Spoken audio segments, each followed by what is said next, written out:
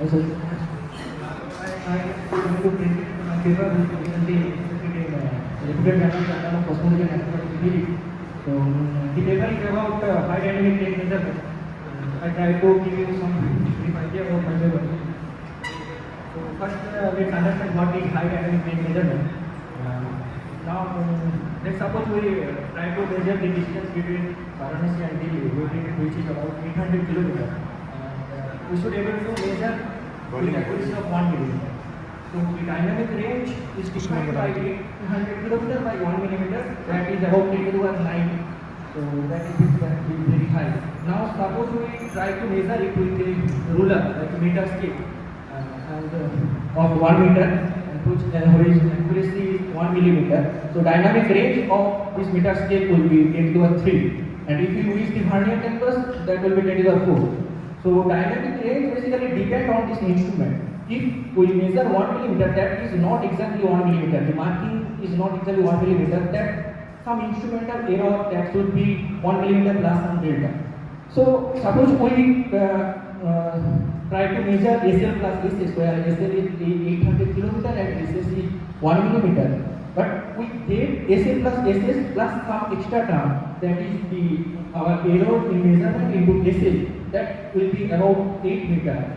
That will be overset our accuracy of 1 millimeter. So keep this thing in mind. I will encounter this thing in my cosmology part.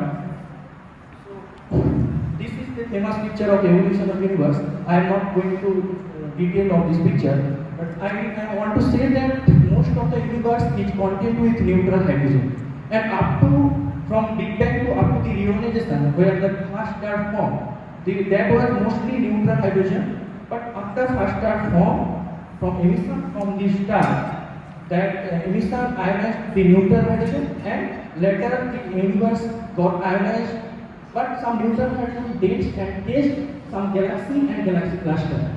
So if we know the evolution of neutral hydrogen density, we can find the evolution of universe. So somehow we have to probe that neutral hydrogen. So how can we probe the neutral hydrogen?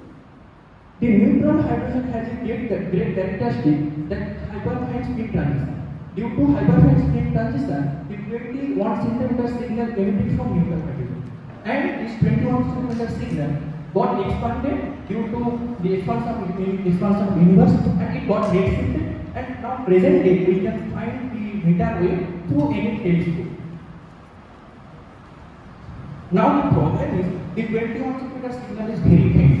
So it is very difficult to imagine the 21 centimeter signal very. So we have to approach with some statistics of this 21 centimeter signal. The power spectrum is a great approach for this. The power spectrum basically, if we see the cartoon, here this power spectrum is a function of an inverse of angular distance. If we consider the inverse angular distance is 100, their power spectrum, there is a thumb. So for this inverse angular distance, we get more structure of 21 centimeter signal. Where power spectrum is low, their 21 centimeter signal structure are low. So we will analyze with this power spectrum analysis. So that we discussed earlier, the high dynamic range, there we got extra term. In our measurement, when we see this part of the sky to measure 21 centimeter signal power spectrum, there for a certain frequency, there are other radio signals from galaxy, extragalactic source, interstellar medium, that overall we call foreground. That foreground power spectrum is like 10 to the power 8, 10 to the power 9 times higher than our expected 21 centimeter signal. So if we have a small measurement error for higher term of this foreground, we get 21 centimeter signal power spectrum plus foreground plus an extra term for our measurement error. So if we try to extract our 21 centimeter signal H1, we have to subtract our foreground and the residual denouement part for our measurement error. So here we observed with UGMRT, upgraded GMRT that's situated in India. It's a 30 full steerable telescope of 45 diameter, and we observed for 4 days with 300 to 500 megahertz frequency range, and this image is produced by Chakraborty et al. With this data, and image is basically some foreground sources, and we observe these 4 days where you would see the error bar. This error bar basically depicts our residual gain error, the extra term we get. As you see, for first 2 days, this residual gain error are very less, but last 2 days they are very high. So for further analysis, we will use for first 2 days. Now we calculate bias and variance of 21 cm signal power spectrum that arise due to the residual gain error. And the main term is the foreground that I discussed, the big term foreground. Due to foreground is bias, and the variance is basically the uncertainty of our measurement that arises is residual gain error. And another important term is observation time.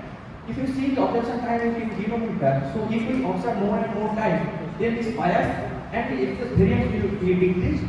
So we can extract the 21 cm signal power spectrum. Summarize these things: if there is no foreground, there will be no bias, and the uncertainty will be very less. So we can easily get 21 cm signal power spectrum. But the big foreground is there, and we have some residual gain error. For this case, we have bias and excess variance. This is result for 6-day data, 1 day data. This gray dot line is 21 cm signal power spectrum that we want to measure. But if there is no bias, no variance, no foreground, then we get some uncertainty, that is dash dot line. But in presence of residual gain error and presence of the foreground things, we get the extra bias, that is solid line, and the uncertainty of variance. The variance, there are 2 lines, one is gray and one is black. Gray line is when we analyze whole data we observe. Now we get characteristic analysis, we subtract some bad data, we can improve our uncertainty, decrease we can decrease some uncertainty. Now then we have to accept that if we measure with GMRT like telescope where there are some residual gain error, we will get some bias and excess variance. But as I discussed, we have a term ND, the observation time. If we increase the observation time, we can decrease our bias and variance and extract our expected 21 cm signal power spectrum.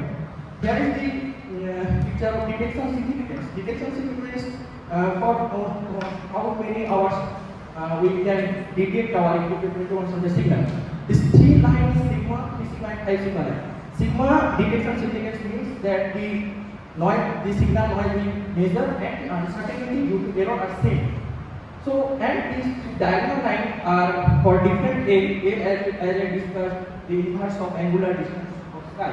If we consider A equal to 6,000, for 6,000 angular distance, we can see that sigma detection, that means we can measure the 21 signal power spectrum at 800 hours at this point. 800 hours. So if we measure 800 hours with UGMRT, we can detect 21 cm signal power spectrum. So as for my result, we can plan our observation of any telescope, how many for optimum time we can detect our 21 cm signal power spectrum. So that summarizes my work that the power spectrum is the frontier of this radio astronomy, power spectrum measurement, and we can plan any telescope observation. Thank you. Wish you happy.